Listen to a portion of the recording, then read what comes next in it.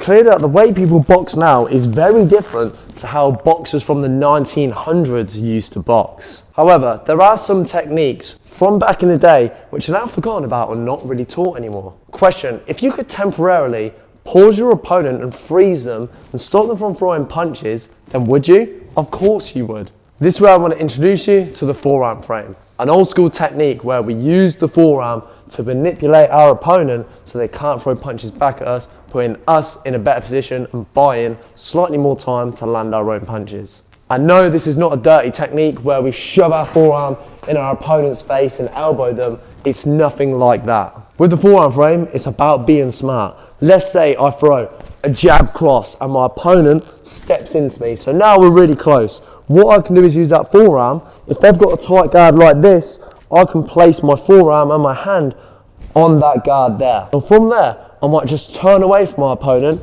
and create that gap to throw different punches. We're not pushing our arm out on our opponent and being dirty, because you're not allowed to do that, but we're being smart.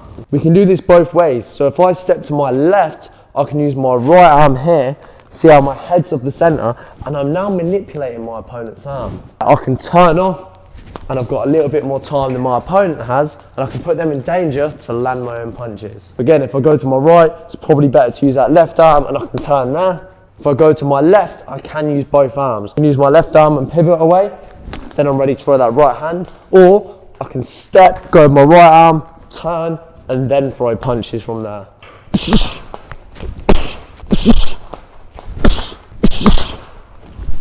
Give this technique a practice, as you'll find it quite useful, and then press the video here next to learn something special.